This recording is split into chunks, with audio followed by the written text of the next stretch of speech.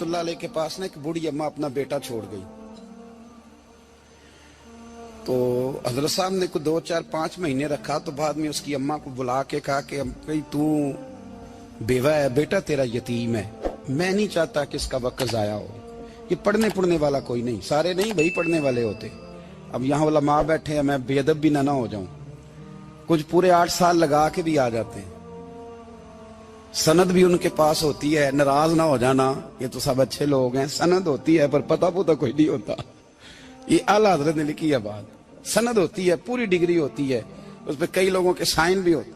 تو بہت سارے طالب علم ایسے ہوتے ہیں جو مدارس میں کہتے ہیں میں فاضل فلاں ہوں, لیکن کوئی شے پاس. تو مولانا سردار احمد صاحب محدث اعظم پاکستان رحمۃ اللہ علیہ اس بوڑھی کو کہنے لگے تیرا بیٹا کند دینا ہے, پڑھنا پڑھانا اس نے کچھ بھی نہیں. تو یتیم بچہ ہے, کل کو تو کہے گی کہ میرے بیٹے نے وقت ضائع کیا تو واپس لے جا. بوڑھی اماں رونے لگ گئی, کہنے لگی میں پڑھانے تو نہیں لائی تھی, میں تو آپ کو رب کا ولی سمجھتی ہوں, میں تو نوکری کرانے لائی تھی. نوکری. حضرت انس بن مالک کہتے ہیں میری اماں بھی حضور کی بارگاہ میں دے گئی تھی. حضور کی بارگاہ میں یہ نہیں کہا تھا کہ یا رسول اللہ پڑھا دیں, ہاں میں ذمہ داری سے بات کر رہا ہوں. یہ نہیں کہا تھا حضور مجاہد بنا دیں. یہ تھوڑی کہا تھا کہ یا رسول اللہ صلی اللہ تعالی علیہ وسلم سے مفسر محدث محقق مفتی بنا دیں.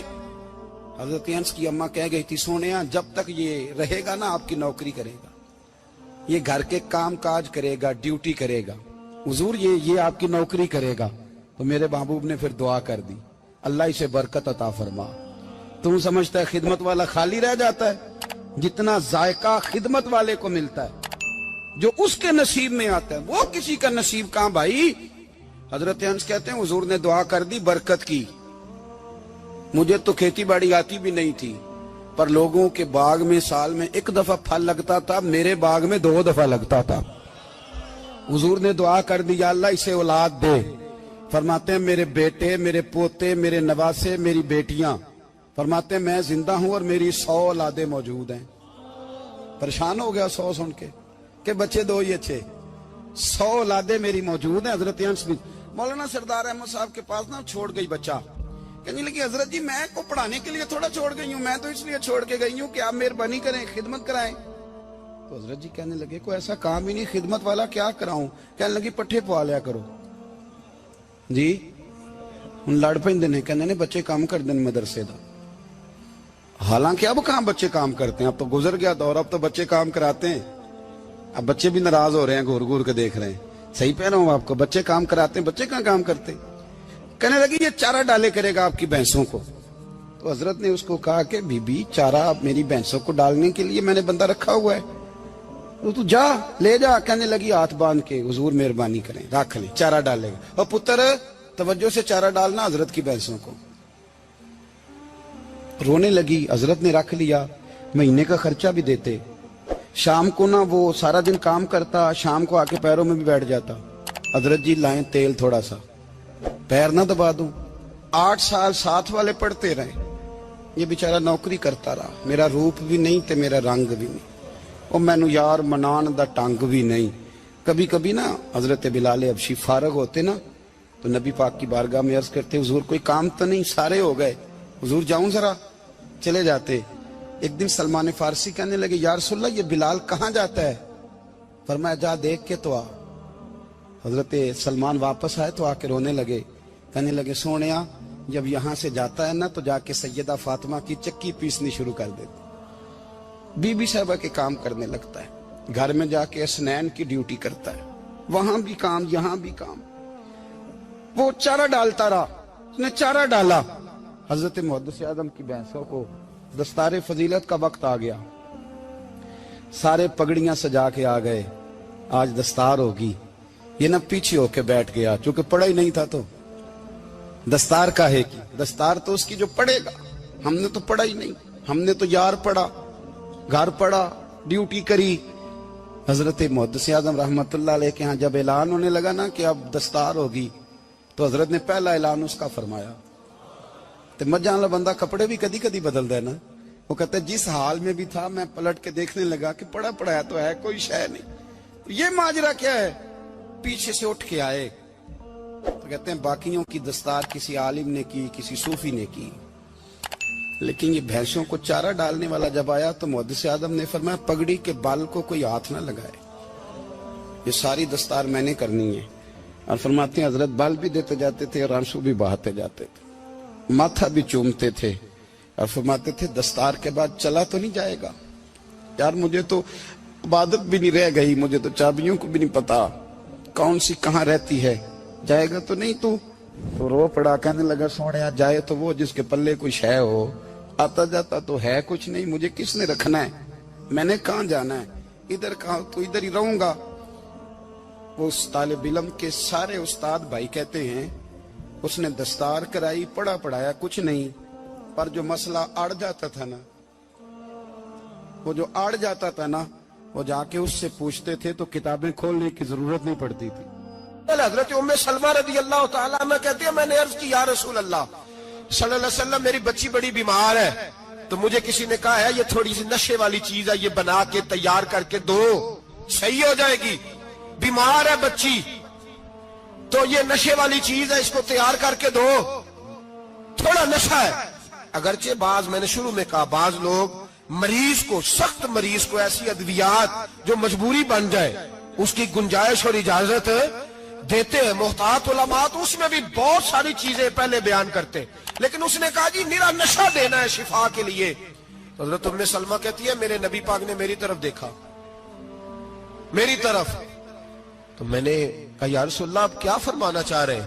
تو نبی پاک نے فرمایا ام سلمہ کبھی ناپاک چیز میں بھی شفا ہوئی ہے, کبھی ناپاک چیز میں بھی, کبھی شراب اور خمر میں بھی شفا ہو سکتی ہے.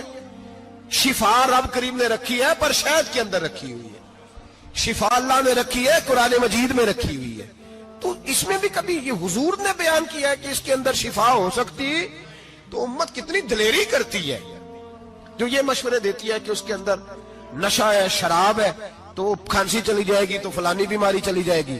نہ آؤ ان چیزوں پہ, نہ اپنے ایمان کو خرابی دو, اور نہ ایسی باتیں کرو جس سے کہ ڈائریکٹ رسول اللہ صلی اللہ علیہ وسلم کے واضح ارشادات کی مخالفت ہو. میرے نبی پاک صلی اللہ علیہ وسلم نے فرمایا, اور پھر کچھ لوگ کہتے ہیں تھوڑی پی ہے جی.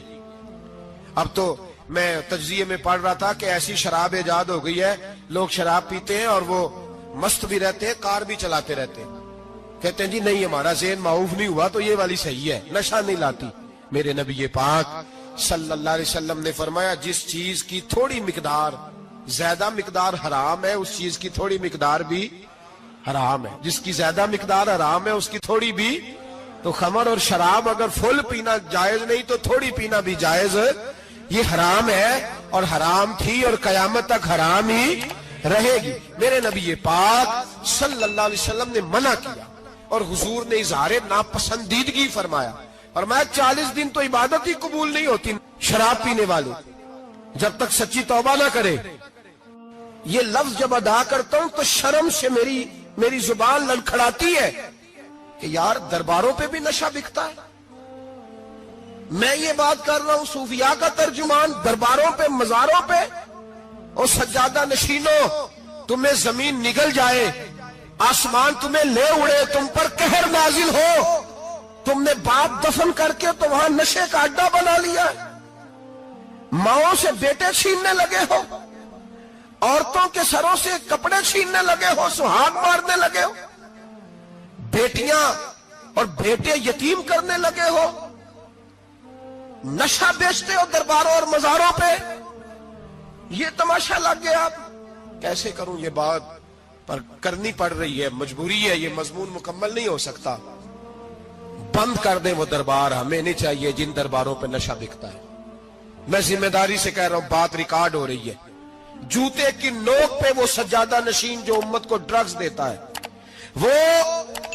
وہ سجادہ نشین کا ڈیرا نہیں, وہ گند کا اڈا ہے, وہاں سے فیض نہیں مل رہا, امت کی تباہی ہو رہی ہے. بتا دو, پھیلا دو, اس کو اعتراض کرنا کرو. میرے رسول پاک سید عالم صلی اللہ تعالی علیہ وسلم کا دین ضروری ہے, کسی پیر کی سجادگی ضروری, بولیے سجادگی ضروری. بڑی ذمہ داری سے کہہ رہا ہوں اور نمائندگی کر رہا ہوں اپنی جماعت کی. نہ ہمارے بزرگوں نے کل اس کی حمایت کی تھی، نہ آج کرتے ہیں، نہ قیامت تک کریں گے۔ بند کر دیں وہ دربار اور مزار۔ بزرگ دنیا میں یہ کام کرنے آئے تھے، اور ہماری سوچ اتنی گر گئی ہے، اتنے ہم کمزور ہو گئے۔ کہتے ہیں جب اس کو چڑھ جاتی ہے تو پھر بڑی معرفت کی باتیں سناتا ہے۔ تجھے شرم نہیں آئی یہ لفظ کہتے ہوئے؟ اب نشئی تجھے معرفت سکھائے گا؟ اب تو شرابی سے، بھنگی چرسی سے دین سیکھے گا؟ کہتے ہیں اس نے پی ہوئی تھی، چڑھی ہوئی تھی، وہ بات کر دی تو میرا کام بن گیا۔ اتنی گندی اور میلی سوچ صاحب ایمان کی ہوتی ہے، تو اب نشیوں سے جا کر دعائیں کرائے گا؟ سن، میرے نبی پاک صلی اللہ علیہ وسلم نے فرمایا جو شراب پی لے، نشہ کر لے، اس کی تو 40 دن تک عبادت رب قبول نہیں فرماتا۔ تو کہتا چڑھی ہوئی تھی تو اس نے دعا کر دی، تجھے شرم ہی نہیں آئی بات کرتے؟ حیا ہی نہیں کیا تو نہ جملہ بولتے؟ یہ کوئی تصوف اور طریقت ہے؟ جاؤ اٹھا کے لے جاؤ۔ ایسی کوئی تصوف اور طریقت ہمیں نہیں چاہیے، ہمیں وہ والی طریقت چاہیے جس میں خدا کے قرآن کی بات ہوتی ہے اور محمد مصطفیٰ کے فرمان کی بات ہوتی ہے صلی اللہ علیہ وسلم۔ تو بھائی یاد رکھو، یہ کوئی طریقہ نہیں۔ ایک مزار ہے، مجھے ایک صاحب کہنے لگے آ جائیں یہاں بھی فاتحہ پڑھیں۔ میں نے کہا یہاں کیا ہے؟ کہنے لگے تھے تو بابا جی نشہ وشا کرتے، پر اب سنا ہے لوگوں کی منتیں بڑی پوری ہوتی ہیں۔ مجھے جذبات بڑے کم آتے ہیں۔ میں نے اس آدمی کو گریبان سے پکڑ لیا، میں کہ ادھر ہٹ، وہ تو نشہ کرتا تھا اور تو جاتا تھا، تیری یہ کیسے طاقت ہوئی؟ تو نے مجھے مشورہ دے دیا، تو ہمیں کمزور سمجھتا ہے؟ ہم کمزور ایمان کے لوگ ہیں، اور میں یہاں تجھے کہوں گا نہیں نہیں میں یہاں نہیں جاتا، میں وہاں جاتا ہوں۔ بالکل کوئی لگی لپٹی بات نہیں، کھری بات۔ تصوف وہ، دربار وہ جہاں قرآن پڑھا جائے اور رسول اللہ کی حدیث سکھائی جائے، باقی کوئی مطلب نہیں کسی قسم کا۔ میں داتا صاحب کبھی جاؤں نا جلسہ کرنے کسی کام سے، کسی تقریب میں، تو میں داتا صاحب کے مزار پہ نہیں جاتا۔ میں کہتا ہوں یار یہ یرانہ نہیں کہ بندہ کسی کام آیا تھا تو فاتحہ پڑھ لی، واپس چلو گکھڑ سے اسپیشل آئیں گے داتا صاحب کے مزار پہ حاضری دیں، اور میرے سنگی گواہ ہیں کہ میں اسپیشل ٹائم نکال کے بہت سارے کام چھوڑ کے اسپیشل جاتا ہوں، اور میں مراد ماننے نہیں جاتا، میں داتا صاحب کا شکریہ ادا کر دے جاتا ہوں۔ میں ان سے کہتا ہوں حضور آپ کی مہربانی، آپ یہاں آئے تو ہمارے بڑے بھی رسول اللہ کے غلام بن گئے۔ میں تو سلام عقیدت پیش کرنے جاتا ہوں، ہم مزارات پر جانے کے قائل نہیں، بلکہ ہماری تو عقیدت کا درجہ ہی مکمل نہیں ہوتا جب تک ہم مزار پہ سلام نہ کریں۔ پر مزار داتا صاحب کا، مزار خواجہ معین الدین اجمیری کا، مزار غوث اعظم جیلانی کا، مزار محدث اعظم مولانا سردار احمد کا، مزار اولیاء کا، مزار میاں شیر محمد شرک پوری کا، مزار رب کریم کے بندوں کا۔ بھنگیوں چرسیوں کے مزار نہیں ہوتے، اور نام ان مزارات کے قائل ہیں، بالکل قائل نہیں ہم۔ میں تھوڑے دن پہلے لاہور گیا تھا، تو میں کار میں میاں صاحب میاں شیر محمد شرک پوری کا ذکر کر رہا تھا۔ میں اپنے دوستوں سے کہہ رہا تھا یار بہت بڑا بابا ہوا ہے، تو مجھے کہنے لگی کرامت کیا ہے؟ میں نے کرامت یہ ہے کہ ساری زندگی سنت کا درس دیا ہے۔ تو مجھے کہنے لگے آپ کبھی گئے نہیں؟ میں نے کہا میں اسپیشل گیا تھا، اور تھوڑے دنوں کے بعد پروگرام بناؤں گا تو میں ساتھ لے کے جاؤں گا۔ ہم مزارات کے قائل ہیں، حاضریاں دیں گے مزاروں پہ، لیکن بھنگیوں چرسیوں کے مزاروں پر جانے کے قائل ہیں؟ زور سے بولے، یہاں جانے کے قائل ہیں؟ کوئی عقیدہ نہیں ہے ہمارا۔ نشہ بکے گا اب مزاروں پہ، اب یہ تصوف ہوگا وہاں، یہ طریقت ہوگی۔ اور ملت پر رحم کھاؤ خدا را۔ اگر تمہارے قومی ادارے کہتے ہیں رپورٹ کرنے والے کہ 70 لاکھ پاکستانی نشہ کرتا ہے، تو کیا تمہیں یہ نہیں پتا کہ نشہ بیچتا کون ہے؟ کیا تمہیں یہ نہیں پتا کہ ڈرگز کا کاروبار کون کرتا ہے؟ اگر تمہیں یہ پتا ہے تو کیا یہ خبر نہیں تمہیں کہ ان رگوں پر یہ خون اتارتا کون ہے؟ میں اپنے بزرگوں سے معذرت کے ساتھ، نشے کا آغاز، ناراض تو نہیں ہو جائیں گے بزرگ، نوجوانوں کو میں لتاڑ لیتا ہوں لیکن بزرگوں کی عزت کرنا سنت ہے، تو میں بزرگوں سے معذرت کے ساتھ یہ یوں سمجھ لیے خوگرے حمد سے تھوڑا سا گلا بھی سن لے۔ نشہ سگریٹ سے شروع ہوتا ہے، سگریٹ سے۔ میں تمباکو کو حرام نہیں کہتا، یہ فتویٰ نہیں دے رہا۔ تمباکو کا حکم وہی ہے جو مولی کا ہے، جو کچے پیاز اور لہسن کا ہے، کہ آپ جب کھا لیتے ہیں تو منہ سے بدبو آتی ہے، تو آپ مسجد میں آئیں تو آنے سے پہلے مسواک کریں، منہ صاف کریں، پھر آپ آ جائیں۔ تو جائز ہے، مکروہ ہے لیکن حرام ہے۔ لیکن تمباکو سے آگے جب حالات بڑھتے ہیں، تجزیہ نگاروں نے لکھا ہے کہ ہمارے پنجاب کے کچھ علاقوں میں اب سگریٹ سے نکال کے نا، پہلے بھی بھرتے تھے لوگ اس میں بڑا کچھ، اب پتہ ہے کہ نیا نشہ ایجاد کیا ہے، اب اس کے اندر چرس بھی بھرتے ہیں اور چھپکلی کو مار کے سکھا کے خشک کر کے اس کو پیس کے وہ ساتھ نشے کے ملاتے ہیں، اور اس کا حال یہ ہوتا ہے کہ آدمی کو زیادہ نشہ ہوتا ہے، اور کہتے ہیں وہ اتنا گند ہے کہ وہ آدمی کسی کو دانت بھی لگائے گا تو وہ بندہ بھی بیمار ہو جائے گا۔ کیا یہاں لوگ اسپرٹ نہیں پیتے آپ کے ملک میں؟ اور ہم کبھی سڑک پہ جاتے ہیں تو نشئی کو دیکھ کے مذاق کرتے ہیں، دیکھنا میں ہارن لگاؤں گا تو گاڑی کے ہارن سے گر جائے گا، لیکن تجھے پتا نہیں کہ یہ کسی ماں کا بیٹا ہے، پتا نہیں کسی بیوی کا شوہر ہے۔ ایک ہمارے دوست ہیں، بزرگ ہیں، ان کا داماد فوت ہو گیا، نشہ کرتا تھا، تو میں تعزیت کرنے ان کے گھر پہنچا تو کھڑے ہو گئے ہاتھ باندھ کے، کہنے لگے حضرت صاحب باقی ساریاں گلاں چھڑ دیو، صرف نشے تے تقریر کریا کرو۔ وہ جب جیتا تھا تو تب بھی اس کے بچے یتیم ہی تھے، یتیم ہی تھے۔ میری بیٹی جب میرے گھر آتی تھی اور میں اپنے پوتوں کے اتنے کپڑے اسے پہننے کو دیتا تھا تو میرا کلیجہ پھٹتا تھا، اور میری بیٹی اس کی زندگی میں بھی بیوہ کی زندگی گزار رہی تھی، وہ میری بہوؤں کے اترے ہوئے کپڑے پہنتی تھی۔ کوئی دعا کرو، کوئی جلسے کرو، یہ لت ختم ہو جائے۔ اور کہنے لگا اب میرے وہ چلا تو گیا ہے، دادا دادی اس کے پہلے کوئی نہیں، چچا ہے کوئی نہیں، جب تک تو میں زندہ ہوں ان نواسوں کو کوئی روٹی کا لقمہ، کوئی کپڑا مل جائے گا، لیکن سوچتا ہوں میں بوڑھا ہوں، مر گیا تو ان کو کوئی پوچھے گا بھی نہیں، کون ان کی خبر۔ اتنا ظلم اس قوم سے، اتنی زیادتی، اور آرام سے لکھ کر لوگ گزر گئے کہ یہ 70 لاکھ ہے، ان کا درد تو سمجھو، تکلیف تو سمجھو۔ 7 فٹ کا سونا جوان اور نشے کا عادی ہے تو کسی نالی میں پڑا ہوا ہے۔ اور میں نے کہا اس قوم کے ساتھ اس سے بڑا بھیانک مذاق کیا ہوگا؟ کوئی دانشور تھا بڑا ظالم، اس ظالم سے کوئی مشورہ لینے آیا، اس نے آ کے کہا تو بڑا ظالم ہے، بڑے کڑوے مشورے دیتا ہے، میرا ایک دشمن ہے، میں اس سے بدلہ لینا چاہتا ہوں، میرا دل کرتا ہے اس کا بچہ قتل کر دوں تاکہ وہ تڑپے۔ تو ظالم نے کہا اسے قتل نہ کر، وہ تو اس کا باپ 2-4 مہینے رو کے چپ کر جائے گا، پھر میں سخت سزا دینا چاہتا ہوں، مشورہ دے۔ تو اس نے کہا اس کے بچے کو نشے پہ لگا دے، جس کا بچہ نشہ کرے گا وہ باپ روز مرے گا، روز جیے گا، وہ ماں روز مرے جیے گی، نشے پہ لگا دے۔ اس قوم کے ساتھ سب سے بڑا ظلم یہ ہوا کہ ملت کا جوان نشے پہ لگ گیا، ڈرگز پہ لگ گیا، اتنے تباہ حالات ہوئے کہ جوان چڑھتی جوانیاں، اماں نے کتاب دے کے بھیجا تھا، اور کالج سے واپس آئے تو نشے کے ٹیکے ہاتھوں میں پکڑے ہوئے، ٹیکے۔ اور آپ کے اس ملک کے اسلام آباد میں ایک دن میڈیا نے وہ خبر بھی وائرل کی اور وہ چیز بھی دکھائی لوگوں کو، 3 مہینے کا بچہ لے کے نشئی سڑک پہ آ گیا، اس نے کہا میرا نشہ ختم ہو گیا، میرا بچہ خرید لو، 2 پڑیاں دے دو۔ تو وہاں بیبیاں جو سن رہی تھی وہ بھی چیخے مار کے رو رہی تھی۔ یہ ظلم کیا اس قوم کے ساتھ، اور کرپشن کی لعنت نے اجازت دی سپلائی کرنے والوں کو کہ گلی گلی بیچے، گلی گلی۔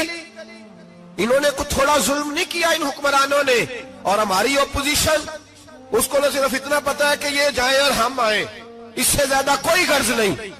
بھائی کرپشن کے خلاف نکلے ہو تم، نشے کے خلاف کس دن نکلو گے؟ جوئے کے خلاف کس دن؟ قوم تو مر رہی ہے نشے سے، اس کے خلاف میدان میں کب آؤ گے؟ صرف اتنا ہے کہ یہ جائیں اور ہماری باری آئے، اس سے زیادہ کچھ نہیں۔ جتنے مجرم وہ ہے اتنے ہی تم بن